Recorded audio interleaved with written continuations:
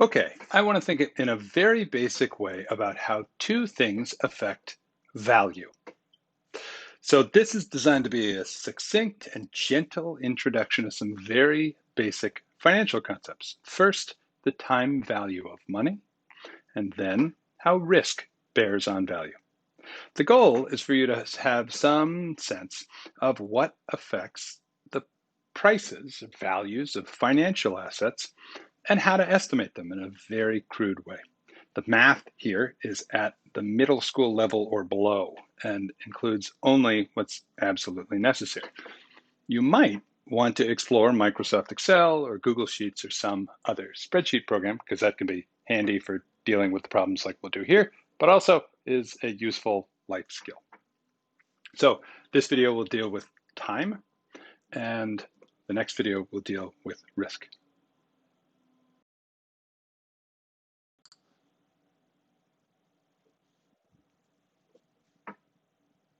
So we're trying to put a value on time. Money is said to have a time value reflected in this saying here. Getting a dollar now is more valuable than getting a dollar later. That's why the borrower pays interest in exchange for use of the lender's money. It compensates the lender for the deferred enjoyment associated with not having the money now. Likewise, when you deposit money at the bank pays you interest because it gets to use your money in the meantime and you don't. The first thing I want to do is calculate what we'll call a future value.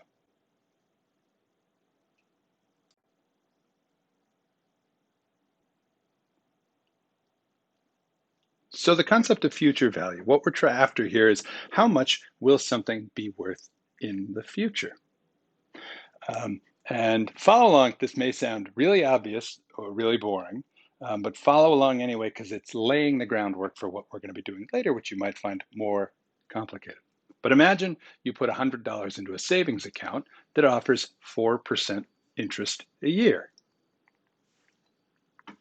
How much will you have after 1 year? Well, feel free here or at any point during this video to pause the video and figure it out for yourself before I go on to answer. But here, think about what you've got. What will be in the account after 1 year? Well, your original $100 will be there. And in addition, so will the interest you earn during that year. You're earning 4% interest. And so, just being very straightforward here, you multiply by 100, the amount in the account, times the interest rate of 4%, changed it to a decimal, 0.04, and the result is you'll earn $4 of interest during that year. So at the end of the year, you'll have $104. $100 you started with plus the $4 of interest. Okay, how much will be in the account after a second year? So after 2 years from when you first put the money in. Well, at year one, you'll have that $104. And then you'll also have, by the time you get to the end, by the time you get to year two, you'll get the interest you've earned from year one to year two. How much is that? Well, 4% of what's in there at year one. So that's $4.16 you'll earn from year one to year two. So at the end of, or at year two, you'll have $108.16. Just to be clear, the time when you put the money in is year zero. We'll always describe now as time zero. So day zero, month zero, year zero. So if you put $100 in a savings account at 4% interest compounded annually and wait 2 years, you'll have $108.16. If you wait a third year, you'll have $112.49. Okay, I want to point something out here. Why during after the second year, do you earn $4.16 instead of just $4 like you did in the first year? Where does the 16 cents come from? You earn the 16 cents because in year two, you're earning interest on not just your original $100, but also on the $4 of interest you earned in year one. This is called compound interest. So we're going to generalize a bit.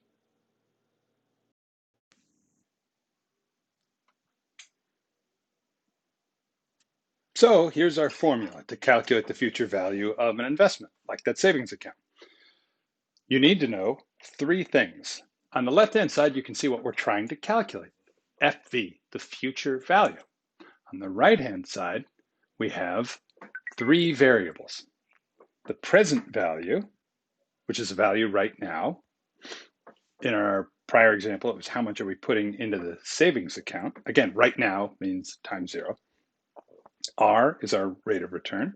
What's the rate at which the investment is going to grow? The bank sets the rate in our example. And T is time, expressed as the number of periods the investment has to grow. The unit for the period has to be the same one used in expressing the rate of return.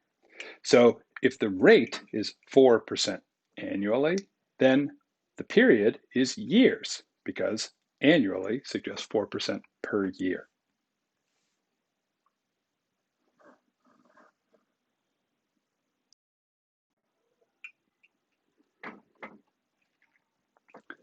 Let me do another example just so you see this in action. If you deposit $100 into a savings account bearing 7% interest compounded annually, how much will be in the account after 5 years?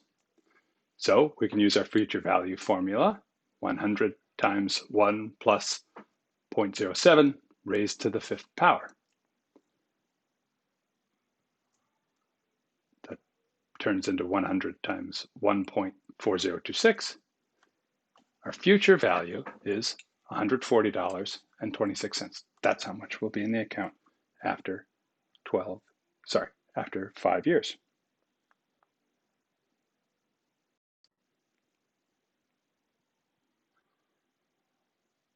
So I want to talk about compounding here. Why is it that T, the number of time periods, is in the exponent? That's because this account pays compound interest. Each year, the interest paid is interest not only on the original principal amount, but also on the accumulated interest from prior years. That's why after 3 years, the bank account had $112.49 instead of just $112. Compound growth means that the value of the account grows faster over time. The value grows exponentially. The time is in the exponent. Right? That's what we mean by exponential growth.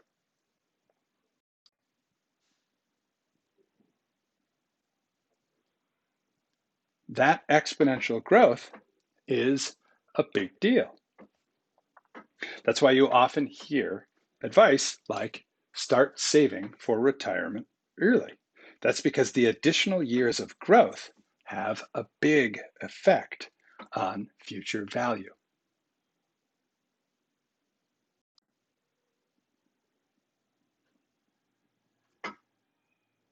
To see the compounding effect and how important those additional years are, think about this. Imagine you plan to retire at age 60. When should you start saving? Well, imagine you start saving at age 25. You put aside at age 25 $10,000, and you can invest that in something that'll grow at 8% per year. It'll grow for the 35 years you have until you retire. And what will the value be then? Well, we can use our future value formula that'll tell us the 35 years of growth at 8%. We'll turn that $10,000 into $148,000, give or take. Imagine you say, well, age 25, saving $10,000. How about I do it at age 35? 10 years later, you save $10,000, put it in the same investment, and you plan to retire at the same age. The account value, using our future value formula, will be slightly less than $70,000. In other words, less than half of what we got by starting the saving 10 years earlier. That additional 10 years of growth is a big deal.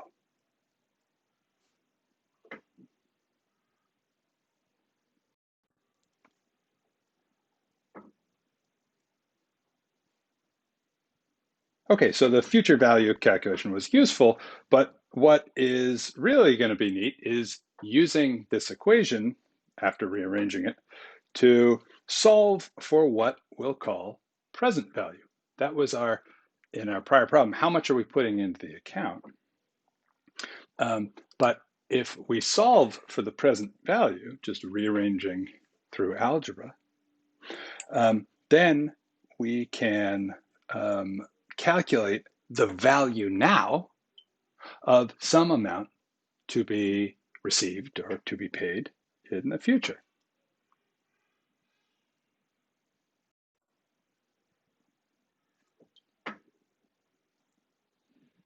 Here's an example. So you agree to buy a vacuum cleaner, and the seller agrees that you can take the vacuum now, but don't need to pay anything until 5 years from now. At that point, you have to pay $140.26, the seller says. The local bank offers a savings account with a 7% rate of interest that compounds annually. So our question is, how much do you need to put in the account right now to make sure you'll have precisely $140.26 in 5 years? This is a problem asking you to solve for the present value, and we can use the formula we just looked at. Our future value is $140.26. That's how much we'll need to have. And we know that our money is going to grow at 7% for 5 years. If you do the math, the present value of that is $100.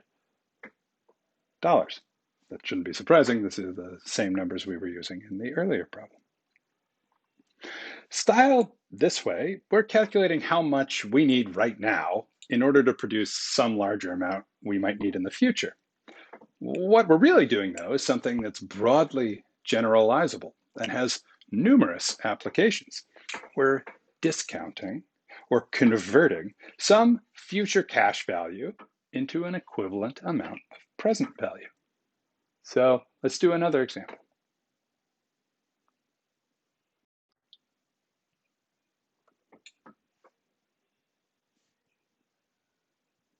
So imagine you have the opportunity to invest in a business that will deliver you a return of $3,000 in 4 years. How much is that investment opportunity, using a discount rate of 8%, worth now? Well, we can use, again, our present value formula. If you're getting $3,000 in 4 years with an 8% discount rate, it's $2,205.09. Now, where did the rate come from this example? That's not exactly an interest rate from the bank. It's not as obvious a source as we had before. Instead, it's a number that reflects the cost of raising the capital for a project like this. You can think of it as the rate that would be earned on the next best investment opportunity. If you know your money can grow at 8% over that period of time, for example, or you need your money to grow at 8%, alternatively, then that's what it should be worth now in present value terms. It's the rate of return, the discount rate, essentially, is your exchange rate over time. For this reason, R is often called, as I said, the discount rate or the cost of capital.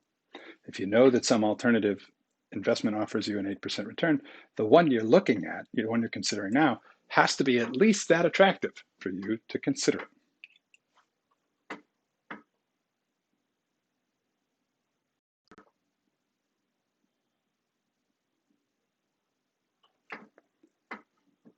One thing to see again is the powerful effect of time, which is still an exponent, but it's now an exponent in our denominator.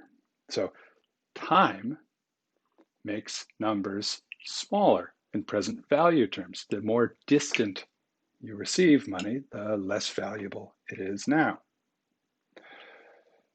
So imagine somebody says, I'll give you $1 million. And you say, that's terrific. When will I get it? And the answer is 75 years. What is that worth? Well, if you use an 8% discount rate, receiving $1 million in 75 years is worth about $3,000.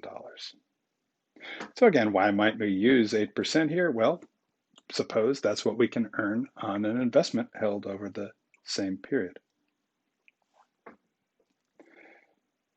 Discounting is a very powerful concept because it allows us to compare values at different times, to make an apples to apples comparison of receiving amount A at time X versus amount B at time Y. With discounting, we can make an apples to apples comparison of their present value.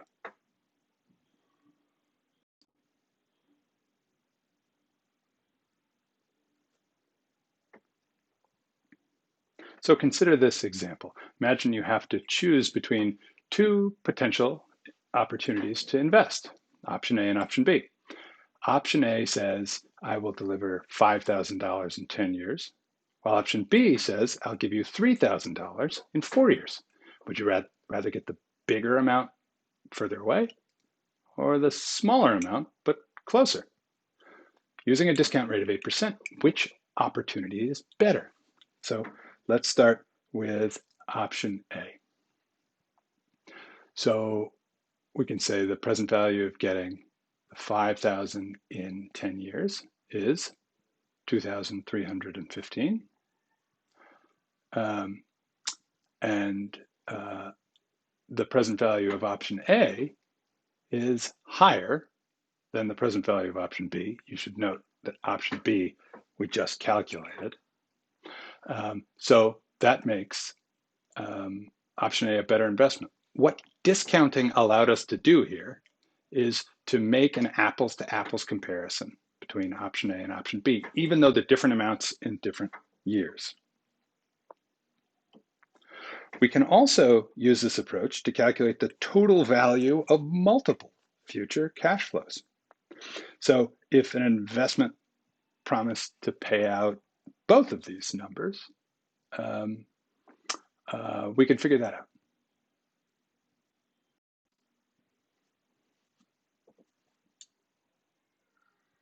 So here's an example. Your cousin offers you an opportunity to invest in her oyster farming business. You'd give her $4,000 right now and receive 2 payments in the future, $3,000 in 4 years and $5,000 in 10 years. Those numbers, to be clear, we've already done the math on turning those into present value. To make the $4,000 investment, you'd have to take the money out of some investment that earns 8% annually. So really, you can see just by the way I've put this question where that R is coming from. Is it worth taking it out of that 8% investment? So how can we figure this out? Let's walk through it.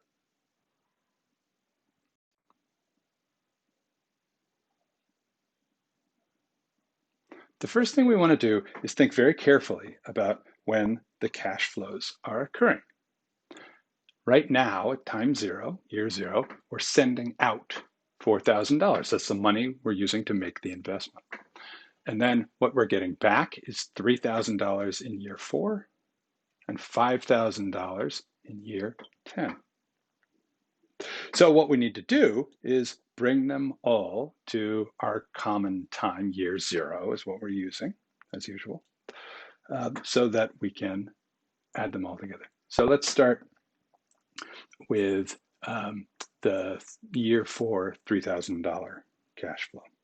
So if you discount that back, as we did this calculation earlier, you discount that back to the present, and that's worth, in year 0, the promise to receive that $3,000 in year 4 is presently worth $2,205.09. What about the year 10 cash flow? We can do the same thing. use our same present value calculation, and we know that that's $2,315.97. Because those are both present values, we can add them together. We couldn't do that with the 3,000 and 5,000 because they're not occurring at the same time. They're not comparable. But our year zero values are all comparable. So is this investment worth it? Well, if we add those two together, that will help tell us. We can't forget, though, to include the $4,000, what we have to pay to participate in the investment. So we're here adding a negative number. If you wanted, you could subtract a positive 4,000. You just want to be careful. You don't want to subtract negative 4,000.